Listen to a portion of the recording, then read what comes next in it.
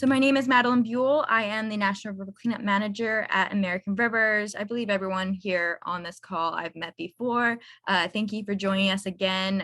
We're so excited to have you hear more about Trey this afternoon.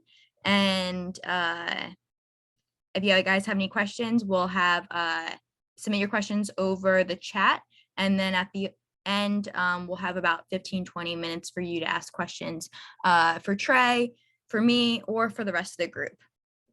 So Trey is the riverkeeper for Anacostia Riverkeeper, located here in Washington, D.C. He has worked for the organization for over 10 years. Earlier this year, he received the River Hero Award from River Network for his river restoration work. This is a very prestigious award. I believe they only give it out to a few every single year. And so it's a pretty big deal that he won. So Trey is going to be sharing more about Anacostia River and trash traps and which types traps that they use, how and why they decided to use certain types over others, and how you would even get started on this if your group was interested in installing one. So I'm going to hand it over to Trey, and we'll take it from there.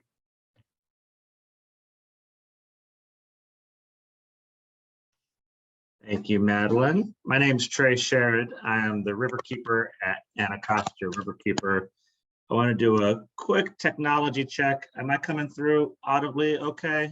I just got a heads up that my audio is a little weird on my end, and I could hear a machiney sound on you, but if I'm coming through okay, then it's not a problem. Sorry, I was on mute. Yes, we can hear you. Perfect, thank you. In that case, I'm going to share screen. While I'm busy sharing my screen, I will go ahead and tell you a little bit more about me. I've been with Anacostia Riverkeeper for coming up on 11 years now. And I actually started, my very first role with Riverkeeper was specifically to do cleanups. And so we had been a pretty strictly advocacy legal kind of waterkeeper previously to that. And they wanted to shift into more of a boots on the ground kind of mode, right? And so when I first hired, I was actually hired on part-time specifically to start their volunteer trash cleanups. And that's become a program over the past decade that has become pretty self-sustaining. We get different injections of funding from different places. One of the really cool things that I got into literally on my first day on the job though, was trash traps. And so let's start. Are y'all seeing the slideshow version or you're seeing the working version? The working version. Let's see if this will behave. So if you go down to the, it's right next where you can zoom in and out on the bottom of the screen, and it's right beside there is slideshow mode. Yeah, I hit that, and now it's asking if I want to resume it, and it's the combination of PowerPoint and Zoom on this little laptop is crushing it. Come on back.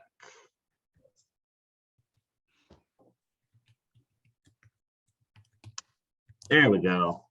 All right, now we're in business. So one of the first things I did was help install a then new band-along litter trap down at James Creek Marina. That's in Southwest DC.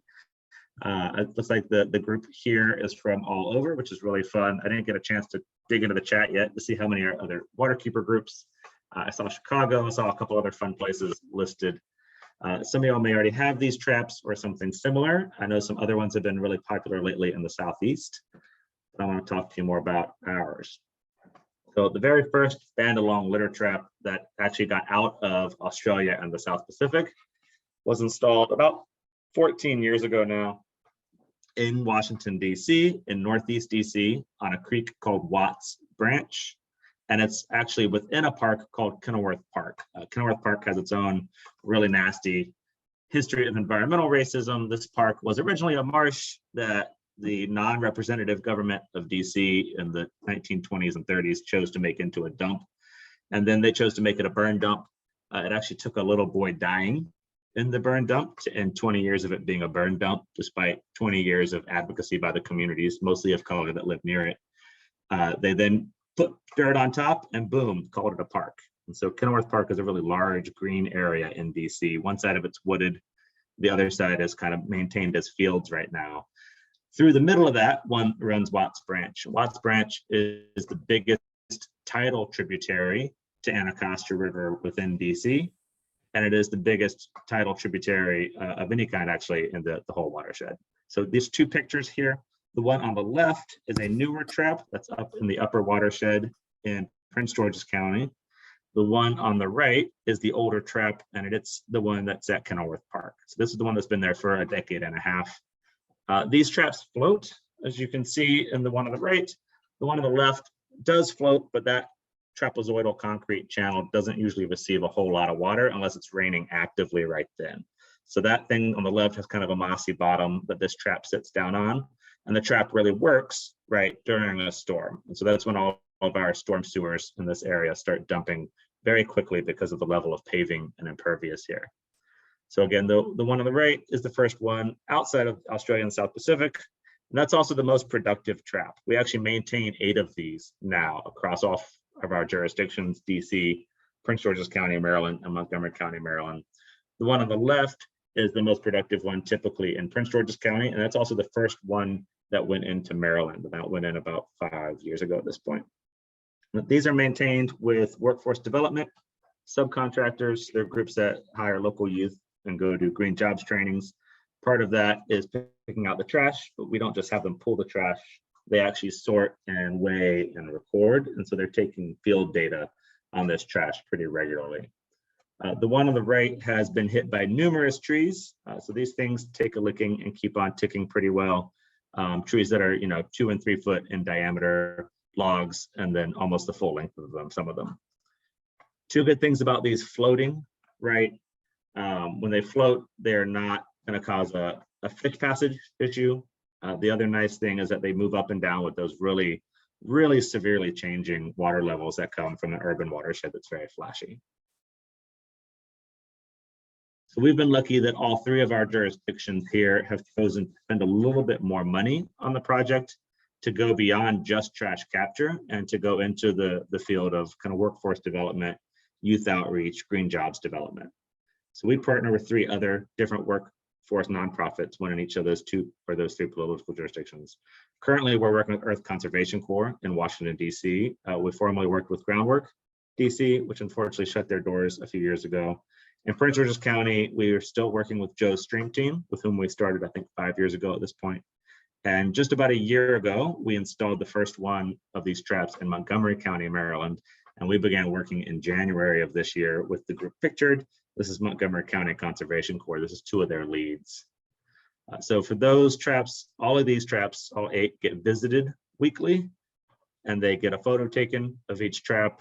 They get a little maintenance check sheet, write up, done, and that gets put on Dropbox so that I can track those projects in an ongoing manner. The traps in Montgomery County and Prince George's County, those 4 get cleaned out every visit as well. Those traps are newer. The oldest one is only about 5 years old. And so those jurisdictions are still taking very high resolution data temporally. And they wanted the weekly clean out and the weekly counts and weekly weights per material type. We measure slightly different materials in the different jurisdictions, but they all shake out to about 15 different varieties, some by use, some by material. Obviously, most of these are plastic. You can see in this picture that they've been sorting, and right up front and center is our #1 trash item, plastic bottles. But you can also see some foam and some other different types of litter that we separate too. Most of that sorting is meant to cater towards local laws, either that we have in place, or in the case of bottles, right, they're 60% of everything we find by weight that's actually in the water here. And yet we don't have a bottle deposit fee or anything similar either in Maryland or DC. And so we are continuing to accumulate data to help support that push for the advocacy side. This one is not a trash trap, but I wanted to throw this in there just in case any of y'all had not seen it. This is a trash sculpture. We chose to make it #TrashFreeDC. It's actually part of what's called Litter Letter Project. It's actually an international art project that is aimed at trash awareness and trash reduction. Highly encourage you to check out that website that I've got listed there at thelitterletterproject.com. Rachel Hatley is the artist. She allows this kind of intellectual property to be used for free. All she asks is that you let her know what your message is and where it's going to be. And then she'll actually help you out by pushing that out on her own social media channels as well. This one was funded by DC with the bag tax money here, 5 cents on disposable bags, paper and plastic both. And then it was actually put together by a workforce building academy in Southeast DC. This one gets a lot of attention, and this is like 6 years old at this point. It's moved a couple of locations, but it's a really cool way to show off trash and to get some messaging out there. Quick snap back to some of our cleanups. This was our MLK Day cleanup some years ago. This one's routinely a giant cleanup for us, so 250, 350 people, even still in years when it's literally 6 degrees Fahrenheit outside. Give you a scale of some of the trash that we see on land here. That's my full-size truck in the background. And that is the mountain of bags. And that's just the baggable stuff. There's a whole other almost same size mountain on the other side of all the bulk litter. And unfortunately, this site is usually about this productive from year to year. And so this is why the district has invested in trash traps in certain trouble areas. And that's why the counties are doing so as well. This is the scale of litter that we see in our watershed. If you don't know, the Anacostia River has the dubious distinction of being one of only 3 bodies of water in the whole US to have a TMDL from EPA specifically for trash. It was the LA River, and then the Anacostia River, and then Baltimore Harbor, before the jurisdictions figured out that they really don't know how to do a TMDL for trash and how to make that work legally. We've been part of some of those lawsuits, and it's just kind of a hard thing since there is no naturally occurring amount of trash, and there's not really any safe amount of trash to occur in an environment. Because of that designation, we get access to other funding opportunities. This grant right here is C-Bins. So this is a brand new trash capture technology that we are helping pilot. It's not brand new worldwide, as with the case of the Bandalong. I think this came out of Australia originally as well. It got picked up relatively quickly in the European marina market. It's really just beginning to trickle into the US marina market right now. And it is pretty specialized for marinas. If you had another small confined space like a pond that somehow got a bunch of trash into it, a fairway, some kind of canal, these might be useful. Just for scale, you know, it's more or less the size of a 5-gallon bucket with another larger, maybe 15, 20-gallon bucket kind of around it. This whole thing weighs about 80 pounds. That dock cart that is in the picture right there is only about 4 feet long. So these are not big. That's actually one of the problems with them, is that they're small. And so in a very, very trash concentrated watershed like the Anacostia, even in enclosed spaces like marinas, we find that these things fill up very, very quickly, which means that you go from being able to visit it just once every day or every couple days to after a storm event, you know, you could be running these things and dumping it out multiple times a day, which cuts back into that low maintenance objective, which was one of the selling points of these. We've had some unique problems with them that I'm working with CBIN project on to try to address. We've had some issues with them starting to slide down their rails and things that other people in this area haven't used or haven't seen happen. I've been talking especially with a group that's running a project up in Philadelphia on the Delaware River. They're collecting a lot of data and not having the same issues. So we are having some maintenance problems, but we're looking to solve those. So I will not trash these yet, no pun intended, actually. But they are something that we are piloting right now. This is with money from Trash Free Waters. So this is an EPA grant that has been passed through the District Department of Energy and Environment. And we are just coming around to the end of year 1 for the several that we installed at Yards Marina. And we've just installed a couple more over at James Creek Marina. So these things are really good at catching small trash. Unfortunately, they also catch a lot of organics that you'll see in another picture coming up. But their opportunity for using these to sample things like microplastics could be really, really rich, for instance. So even if these are not phenomenal for all cases, I think they have a lot of use on the microplastics front. And again, if you have a very protected, very calm, kind of enclosed area like marinas, these could be a very, very good option for dealing with litter in those smaller arenas.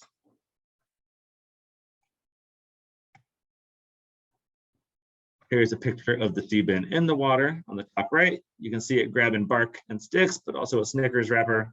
They actually draw, the pump on there is not particularly giant, but it is very effective. I've seen them draw on a calm, not windy day from 10 yards away on the water surface. So they do, given the amount of time that they can run, they can pull trash from a pretty wide area into those tight spots.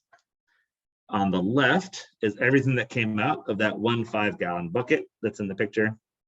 And you can see the scale of stuff, right? So all of this is 5 gallons or less. This is after we had already picked out all of the organics. You can see some leaves and bark left here and there, but this is from 3 different traps that were running for just about 8 hours each. They're all in the same dock, so we amalgamated all this data for this purpose for this day. You can see a lot of filmy plastics. You see a lot of wrappers right there, bottom left. A fair number of cigarette butts and cigar tips, but we've also started seeing nurdles that we could actually count. And so again, want to reiterate this as an opportunity for microplastics research. This is a good one. But again, you can see from the scale of sorting, right? It's not a comfortable sort. It's a lot of teeny tiny stuff. It's good for projects, right? But you need a pretty special set of volunteers if you're going to rely on volunteers for this kind of sorting.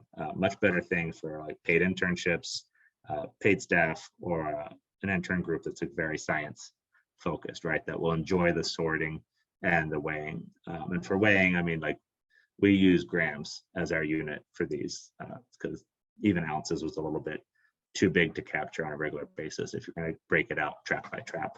And that's with, you know, an 8 to 12 hour runtime. Teeing those up. I know I've got a little bit more time on my end, but I think I would rather jump into questions and be able to refer back to these pictures for y'all. So Madeline, unless that's a problem for you, let's jump into questions. No, that sounds great. Does anyone want to chime in or ask questions in the chat box? I think that's a good place to start. And then we did also get a bunch of questions on the RSVP form that I do want to highlight for those that weren't able to make it, but were very interested in having their questions answered. Cool.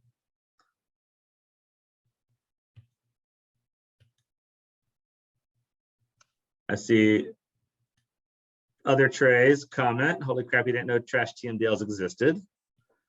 That's a big direction we can go in if you want to talk more about that for sure. And yeah, Trey, I'm happy to email you this presentation. That covers it for chat, Madeline. So you want to run through the RSVP questions? And then people can chime in who are here. Okay, so the first question is what agencies need to approve of this?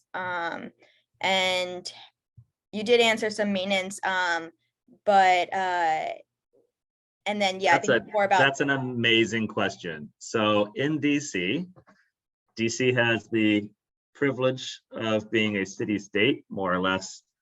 They only have 69 square miles of DC to manage, and lately, the past decade anyway, they've been relatively well funded.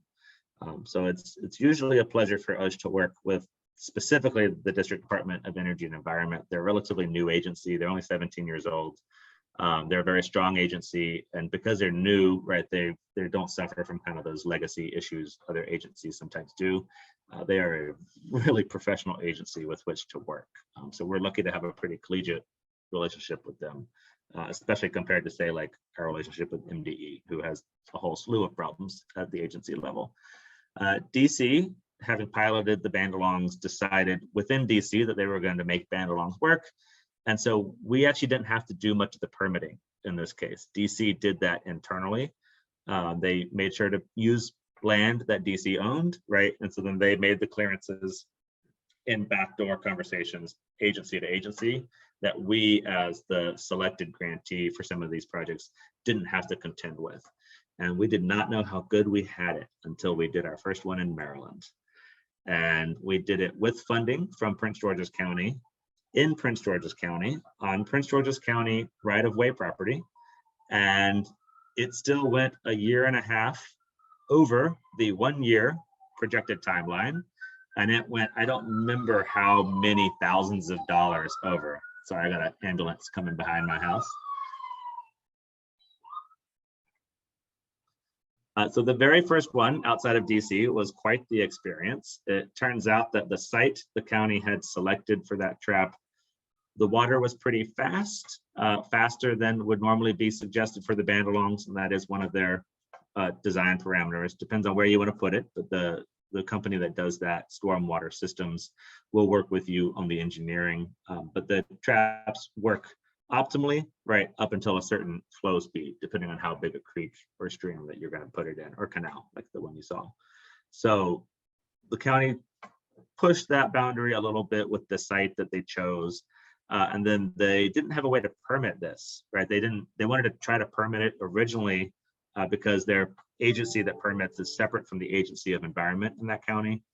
They were already working between two agencies. The permitting agency tried to treat these things like a stormwater conveyance, which obviously does not apply. You know, this is not a stormwater retention pond. This is not a stormwater conveyance. It's a floating trash trap. And so the questions just weren't even pertinent. And that took a long time for them to accept that that wasn't working, but it definitely didn't work. The environmental agency of that county then took the lead in creating their own new permitting system, specifically for trash traps, because they were doing this one as a pilot deliberately, and they have since done 2 more. And so that first one was kind of like pulling teeth as we tried a few different things. The county did cover our, extra time on that, the extra engineering, which went way beyond what was originally forecasted. And that has changed the funder, through who they were passing monies, protocol for these as well. So everybody's eyes are a bit more wide open as we went through the other traps, including the last one we just did last year in Montgomery County. But yeah, permitting was a big deal. So it will depend on whose property you want to put it on. If in our area, if you wanted to put it on a park property, best luck. That's a whole other agency in most jurisdictions. And in Maryland, it's actually a bi-county agency, which makes it interesting. The Maryland National Capital Park and Planning Commission. So we've opted away from their property where possible, although I think some other traps are getting planned for their property coming up.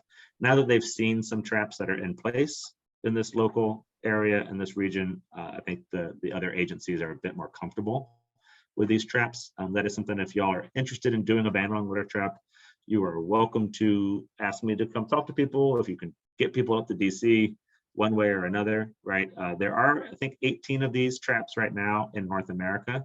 We've got 8 of them, but there are scattered all the way over as far out as Texas. There's one I've seen personally in Louisiana. They've got 1 or 2, I think, in the Southeast otherwise. And I forget how far west they've gotten them so far. But this is a new work thread for them the past 14 years with this company, Stormwater Systems. But the permitting is going to be different every place you go. It is a very important question, though. And if the funding opportunities that you might see for these are not taking that into account, that's an important thing to either look for extra funding for, or to ask for more info on, because it can become very expensive when you start having to have an engineer go through and look at anchor design and everything else. They have a pretty standard anchor that works in most cases, but if the water's very fast or there's some other special situation, that can become a big time and money suck, and that's one to be aware of. There are trash. I see a question in the chat about the bandalong, so I'll hit that one real quick. They have a gate system for if it's like a kayak navigable waterway, right? Or a very small motorcraft. They do have a gate system that works to allow boat passage through. It takes some pilings or something else to anchor one of the booms upstream and then create a gap through which boats can pass pretty easily. But they are not restricted to non-navigable waterways. That's where we've put them mostly in DC, but I've seen their gate setups, and they do have it an option for making that work. The ones I showed you were mostly smaller ones too. These things can be much, much bigger than this. And so depending on the area, they adjust the volume of the booms that do the floating, they adjust the length of the booms, and they can also quadruple or more the size of the actual capture area. One of the other options that I didn't talk about is the one picture had a tide gate on it. Ended up not really being a necessity for us, but they demonstrated it on this one since it was the first one, and that area is technically tidal. But for us, if the trash pushes upstream on the tide, it just comes back by the time we come and get it. So unless we're there at exactly the wrong time, it's not a problem. But they do have tide gates. They also have means for a basket so that a truck can come up and just pull the whole thing out with a small crane. That's something that they see done in other places. But again, we were happy with the jurisdictions that we work with, treating these as workforce development grants, because you get a lot of ancillary benefits out of that for the group, for the youth, and for our organization ourselves, I think. But it is an option to have it be either just done by paid staff or to even have it done with a truck and a crane. When it comes to maintenance fee or maintenance like frequency, I know that you said that some of them, depending on how fast the water is flowing, requires it to be like weekly or even daily, coming out and removing the trash. Are there any other maintenance things that are involved in it, such as parts breaking or anything like that that maybe needs to be replaced every year? So on sea bins, which are the ones that I found needed to be cleaned out daily or even more often than daily, we've had a whole slew of maintenance and even install issues with those. The first time I used them, they actually put more plastic into the river than they'd had a chance to get rid of yet. They slid all the way to the bottom of their rail, and it was not in the install instructions to tether the little basket that's in there or to tether the snorkel that helps keep the pump working a little more smoothly on there. So these things, the first time I installed them and left them to run overnight, I came back the next morning, they had sunk all the way to the bottom of that little rail they have, and the snorkel tube and the basket were just gone. So I have since started tethering those in, and that's been the solution. But that was one of the major issues right off the bat with sea bins. With the Bandalong litter traps, again, I moved back to this picture. The one on the right is the first one. And I can't reiterate enough how many times this thing has been hit by full-size trees. Trees falling across it, but especially dead trees from upstream in this big creek barreling down during a storm event. For reference, this creek where you're looking at it right now is at low tide during a dry period. You can see that it was right after a big rainfall though, because you can see the mountain of plastic bottles that are in there. I've actually seen that mountain climb all the way up almost to the top of the sign, and the bottles were mounded that high in here. That gives you an idea of our plastic bottle and our litter pollution problem more generally. But this creek is incredibly flashy. So this creek goes from 2 feet deep in dry weather to 8 or 10 feet deep in a big rain, and it goes there very quickly. And then it comes back down just as quickly. So sometimes it actually sits down on top of a tree, and the tree trunk gets pinned underneath the trap. It gets exposed to a bunch of different stressors, wiggling it this way or that way. This being the first trap they installed outside of Australia, one of my big things I had to fix on this was galvanized cables, the stabilizing cables on the sides. They have since adapted their install, and they don't use galvanized cables anymore, probably because of what we found at this trap. They've switched over to entirely stainless cables. But that was one of the main ones. As far as big issues with these maintenance wise, we haven't had many. And what issues we've had, the company's stormwater systems has been pretty good about coming up and taking care of without extra cost. So they only have like a 1-year warranty officially on the install part. They do the installation themselves. You may help, but they're going to do it so they know it's done right. But we haven't had many maintenance issues on these, frankly, especially given the amount of abuse that they take. I think at 15 years old and then at 10 years old, a couple of the signs started to fall apart and had to be reinstalled. But that was the biggest thing we've seen.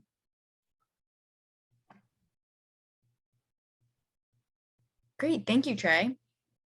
I had more questions from the RCP form, but I want to give a chance for anyone else to ask questions. I know that Kelly had a question about the litter letter project.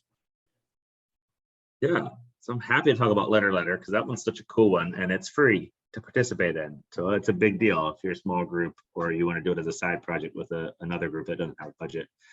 For reference, the letters that we had built were built in DC. They were built pre-COVID though, so you can add your own inflation and COVID additions multiplier to the cost. I think the letters themselves cost us about $12,000, maybe a little bit more.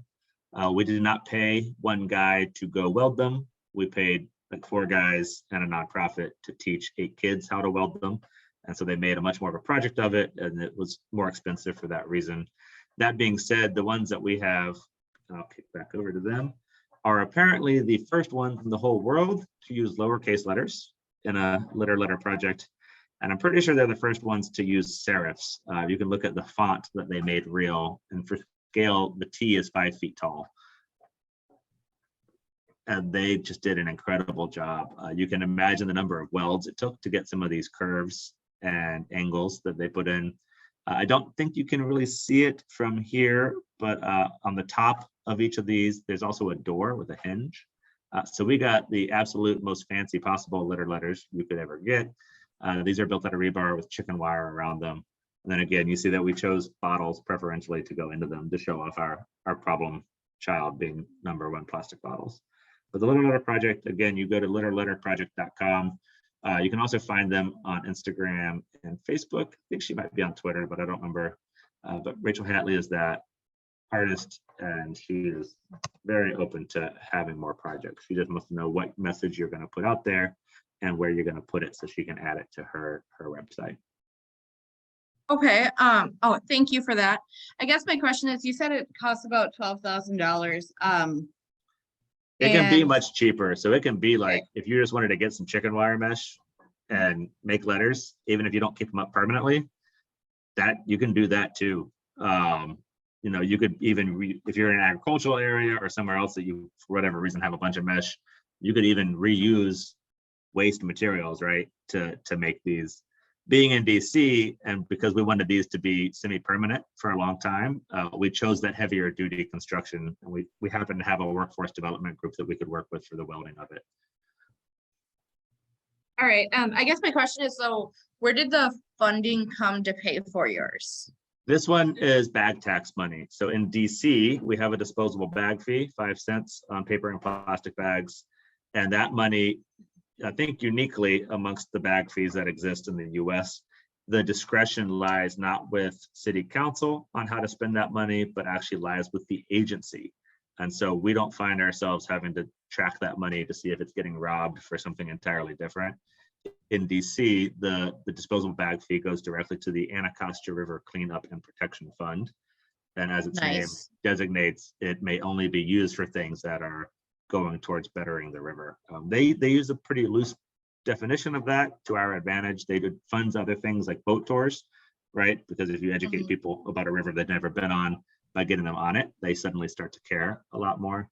DC was very forward thinking in applying some of this money that way, but it is always going to be for the betterment of the Anacostia River if it's coming out of that funding mechanism. That's awesome. I'm kind of jealous. Yeah, it's pretty awesome. If you don't have a bag fee and you don't have a bag ban, highly encourage you push for one and include it as an option for a funding stream for environmental work. Same could be done out of a bottle deposit fee or anything else that, you know, applies an excise tax or something similar. And it might, I have to say that palatable. I would love to do that, but we currently in Wisconsin have a ban on bans. So we're not allowed to come up with plastic bag bans. So maybe that's like a future topic for discussion. Like I'm kind of curious, like what our options are, because that's a really awesome program you have, and I would love to see that here. Is Wisconsin, is a fee prohibited as well, or just the ban? Was it a ban on bans? It's a ban on bans. So you should suggest a fee, and then it can become a funding mechanism for environmental work. I love it. Do you happen to have information that you could share that kind of talks about how that works in your area? See what you can find from DOEE's website first. It's doee.dc.gov. They should have quite a few things talking about it, but if not, I'm happy to follow up with you offline and then we can trade resources because it is a phenomenal funding source for us here. Awesome. Thank you so much. Somebody else asked if our data is publicly available. Not yet. It is something that we are working on with our staff of 3 people. Hopefully over winter, as we are in the field less, that's going to be something that we get updated a little better.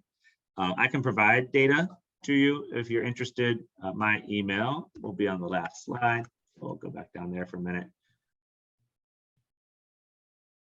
And I'm happy to provide different slices or dices of data as I have time if you'll have specific questions. So there's another question on the RCP form is what happens to the debris that's collected? Can any of it be recycled or composted? So currently the jurisdictions don't like, DC in particular doesn't like recycling stuff out of the trash traps. On top of all the plastic we also have a pretty significant toxics problem in the sediment. So I think it's actually a false fear in this case, because most of these bottles have been, on the surface the whole time, right? They haven't really sat in the sediment to adsorb much toxins, but it's not getting recycled. We are working to try to improve that, but DC's waste diversion, for such a forward-thinking, blue kind of pro-environment city, DC's waste diversion is actually pretty abysmal. I forget where we sit right now, but it's low, low, low. We are also working on a municipal composting push, but that's not in the works currently in DC either. So it's not getting composted either. The organics that we pull out just go right back into the water. Anything that's trash or recyclable is mostly getting trashed. Where possible, I try to get it recycled, but it depends on who's picking those bags up. Our sites in DC are on a mix of National Park Service property and DC Park property. And they, both agencies are making efforts slowly to improve their recycling, but I've seen some of their dumpsters for recycling and they're pretty contaminated. So as of right now, I would say that it's all being trashed. In the counties, they do a little bit better on recycling. There's also just less material coming out of those traps because they're more upstream. So I think that's getting recycled okay, but not great. But in the district, it's mostly being trashed. And how long would you say it takes to clean out one of these traps on average? They can be pretty quick. So even that picture, go back again. Well, maybe I won't be able to.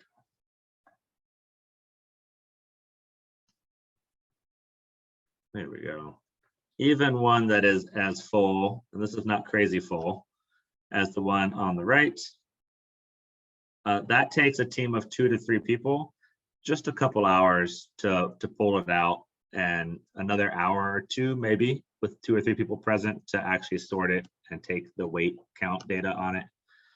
If it was more full, it would take a team of 3, probably a good half day or longer to do the clean and sort. In DC, we've shifted sorting to only every quarter, just because there's so many years of data on these traps. Some of these traps now, the district didn't see the need to be sorting it to material type every single time anymore, or to take count. That was really time consuming every time. So we do take total weight every time it's visited, but we're only doing the sort data in DC quarterly. But it's not super onerous. The other traps, because they produce way less, right? A team or 2 or 3 can usually hit those, show up, get in the water, grab the trash, bring it up, put it on the tarp, sort it in just like 2 hours.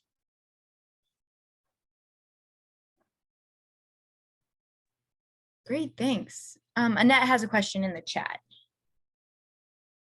Factors involved in choosing a location. So in our area, DC, Montgomery County, and Prince George's County all run at least a portion of their litter survey work through a regional entity called the Metropolitan Washington Council of Governments.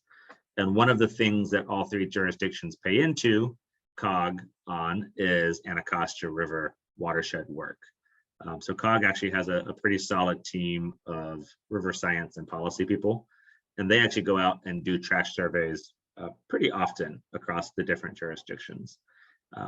I've taken some issue with the recommended sites, like the case I mentioned in Prince George's County for this one on the left here in particular. I don't think it was a great suggestion for a bandalong trap in particular. but it was a designated litter hotspot. So we're actually working with the counties and with COG to change how they look at siting. As we've done more of these and managed more of these in more different situations, right? From creek to canal to way downstream to upstream. We've got a much bigger leg to stand on now than we had early on, like a decade ago. And so we're starting to be consulted a little bit more early on about good sites and bad sites for trash traps. And that's been a good thing. But it's mostly the local jurisdiction, so the city or county in these cases. No, you just walk down to it and scoop the trash out. Sorry, Andrea asked a question. Does the entire bandalong trap need to be taken out of the water to clean it up? And no, absolutely not. That thing stays there. That thing is heavy. It would take a crane, a pretty good sized crane, to lift that whole thing up and out. And again, these two are on the smaller side. So we use teams and waders. I know that some places in deeper water will use a team in a boat. And then again, you can have it be set up as a basket instead of an open trap like this, in which case a truck can pull up with a crane arm and reach out and grab it and dump it that way.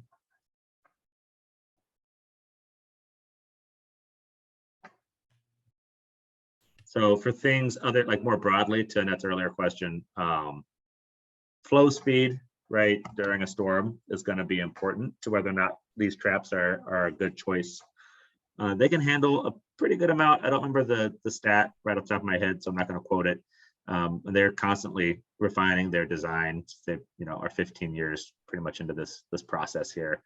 The weight of stuff that's expected will alter how they build the trap too. There's some areas where certain times of year the trap gets weighed down with like cut grass, right?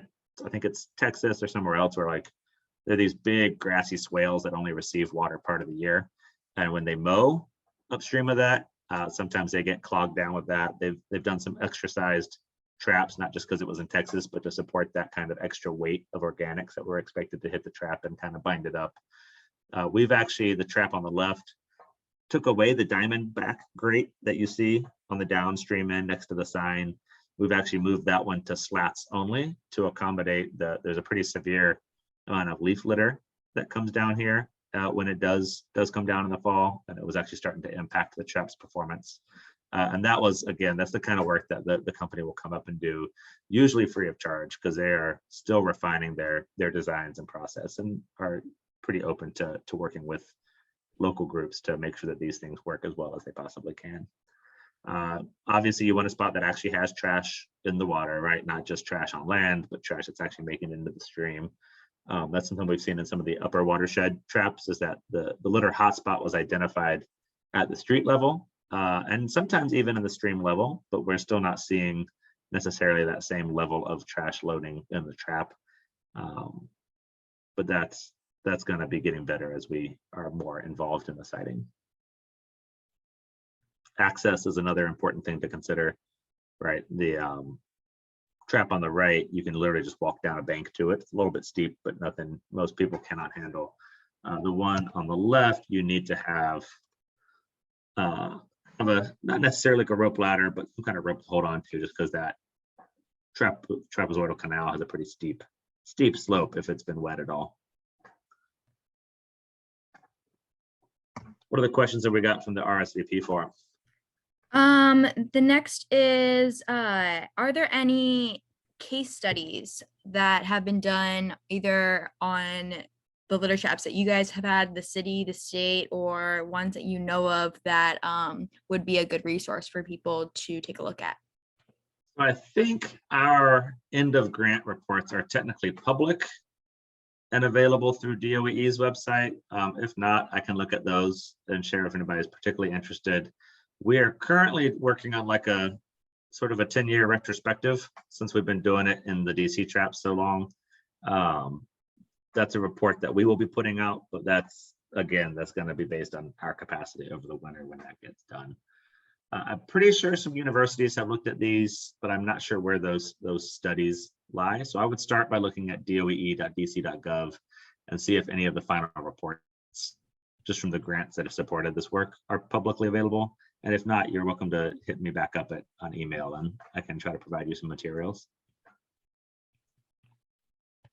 Great, thanks. And then there was another one is, so for funding, if you per se, like, obviously you've worked with government, you're also like multi-state, so which is definitely, you're in a position working with both the DC government and then Maryland state government, county government, local government, DC local government, and even the federal park system and national park systems. And so I know that you got your funding from the bag tax and whatnot, but if you were another organization or in the position that you had limited government entities to work with, where do you imagine yourself gathering funding or looking for funding? In Virginia, I know that there have recently been a couple corporate sponsored trash traps for these different corporations that were upstream of a creek, or their office backs up to a creek, have seen fit to support these. I'm pretty sure Coca-Cola has bought a few of these down in Atlanta and maybe elsewhere in Georgia as well. So corporate funding, these things are big enough and sexy enough, and you can put people's names and logos on a big sign, right? That these are actually, and they're a big enough price tag to actually be appealing to some corporate sponsors. So in DC, it's been DC funded with the bag tax money. In Prince George's County and Montgomery counties, Maryland, their bag fee in Montgomery County doesn't go to this, it goes somewhere else. But we've pulled money from the stormwater retention fee, right? So if somebody has an impervious area, whatever percentage of impervious area that goes on their property tax in Montgomery County and Prince George's County to pay into projects that remove stormwater pollution or reduce stormwater itself. And so that's our funding mechanism there. So we've been entirely government funded on these in all three jurisdictions, but I know that there have been corporately funded ones even as nearby as Northern Virginia. So that's always an option. They've also got a new model out that is way less expensive, and we didn't talk about price. These things are not cheap, but they're not crazy expensive. So like, if you get a Mr. Trash Wheel, I think that's still in the cool $500,000 to $1 million to have it built and installed. And then you've got a pretty expensive maintenance regime with all the moving parts on it.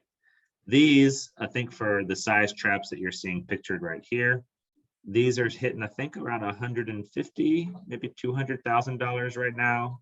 I haven't priced one out since all things COVID supply chain fell apart, right? Our Montgomery County trap was built, luckily, before COVID, and it was sitting on their floor and taking up room, but they didn't have to secure new materials during the supply chain issues to build it.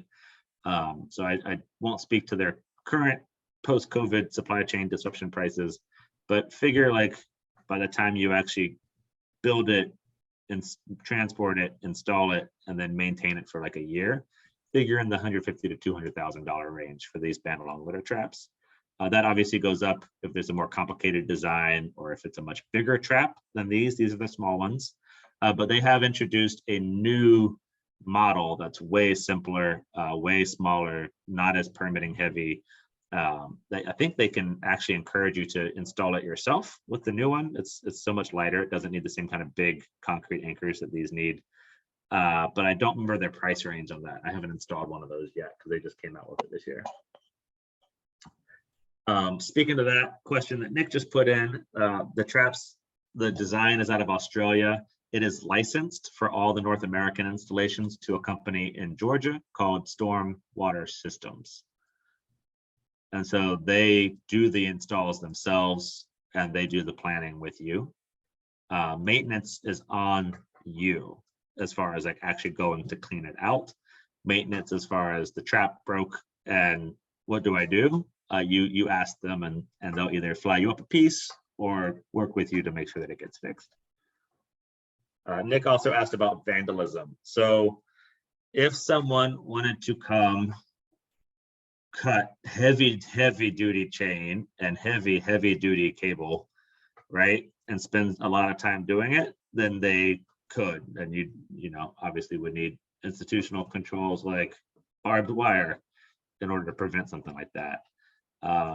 Otherwise, they use security fittings for like all the screws and bolts. So it's not like it's impossible to find it, but it's usually the star or other hardware that is harder to find. It's not somebody's like standard screwdriver they have. You know, somebody would need to put in some thought to come vandalize it. They would need to scope it out first. So it is still vulnerable to catastrophic vandalism, I would say, but it's not highly vulnerable. It would, you know, somebody would need to do some research and really need to be going out of their way to cause harm. The plastic booms are pretty near bulletproof. They're very heavy duty plastic. They're black, they're the UV treated so that they can be good in the sun for many, many, many years. They're also pretty thick. It's all plastic or like aircraft kind of coated aluminum is most of the materials that you're seeing here. And then the sign itself. The sign's obviously subject to vandalism, but somebody would need to get wet in most cases to do it. And so that typically hampers people's willingness to do bad things as well. They don't feel like going out in the water to do it. That loses its appeal pretty quickly. But it's not impossible, but it's not, they have taken vandalism into account in their design of the hardware they use. And they do try to account for it and prevent it where possible.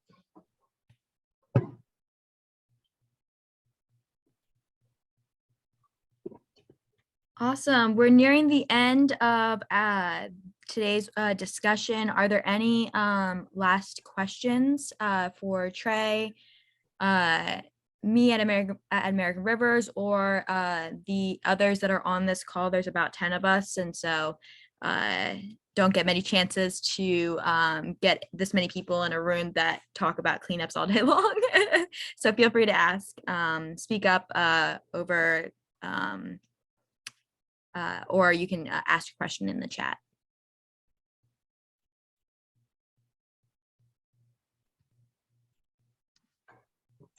Hey, Madeline, this is Nick from Valley Water in California, and I'll take the opportunity and the open mic to just kind of pull everyone, and this is sort of why I asked about vandalism, is that a lot of our creeks, especially closer to our bigger downtown areas, we have a lot of unhoused that live in the creeks or adjacent to the creeks. And I'm just curious if that's something that is unique to us due to our mild weather year round, or if that's something that other cleanup organizers have to deal with in terms of safety and where they feel comfortable sending volunteers and kind of how they deal with that. I'll jump in since I have the other mic. We definitely have unhoused people living near trash traps and near popular cleanup areas. The ones that we see in the more often accessed and more easily accessible areas, right? They kind of know that they're in an open spot and they're usually pretty chill. They can be as weird or not weird as that individual happens to be, but we've been lucky, and I'm knocking on wood right now, that we haven't had any issues with like volunteer safety or something like that. There is a park where we don't need to go do much work, but there's some structures there that are almost solid buildings. And so they've got people that have lived there for a long time in many cases. And I am aware that those people have been violent in defense of what their area, because they felt like people were trying to drive them out. But that was not a cleanup that was happening. That was like a, inspection by the Park Service people or whatever else it was. And that became potentially violent. But for us, in 10 years of me working in DC with not a super mild environment, but a lot of unhoused people, Sure. It's not been a safety issue for us. Yeah, it's never been an issue for us either, but it's always a concern. So I was just curious. Yeah, and we kick off. We don't usually list that one unless I know there's somebody nearby right then as like the safety talk. But we do talk about working in pairs and groups for the sake that we're near water in the first place. But that does add a layer of safety for the same concern. You're definitely not alone. Yeah, thinking off the top of my head, there is, I think it's Willamette Riverkeeper in Portland, Oregon. Especially with COVID and everything, they were really dealing with a lot of the unhoused and some issues with cleanup areas. That was pretty, I remember her, I forget which person it was. I don't know if it was Amanda, but I can get you in contact with them if you want to hear more about what their experiences were, or what things they've done to make it safer, both for those that are unhoused and the volunteers that are going out and cleaning up. And then there's also some groups in Phoenix, Arizona, which also has the very mild weather, at least this time of year. And they have also kind of had to deal with some of those situations that they weren't expecting at certain times. And so if you have questions or specific questions or would like to know more, I can definitely put you in touch with them. Okay, thanks. We'll connect. And then Annette said she has experienced people experiencing homelessness as well in Chicago. They notify the night ministry, who are a trusted resource to that community in advance of their big cleanup, to let them know that volunteers are instructed to not clean up their areas and to respect other people's property. And it's a part of their opening circle to leave people's properties alone. Yeah, that's a great thing to look at if there's anyone that's close to people or groups that are working in that certain area. I think that's definitely a resource to look into. Okay, well, that's all that we have time for today. If you have any questions, concerns, or want to get in touch with anyone on this call, please reach out and I'll give you their information. I'll include Trey's information also in our email, but it is also on the screen right now, Trey@AnacostiaRiverkeeper.org. Trey is a huge resource. He is very knowledgeable. And so thank you so much, Trey, for taking the time. I know you are short-staffed and you have such a crazy schedule, so I really appreciate you joining our call and discussing trash traps. I think it's very beneficial for all of us to hear. Yeah, thank you for the opportunity. It was fun working with you a couple weeks ago too. Yes, it was. Okay, I'll talk to you guys later. Bye. Y'all in DC, come visit.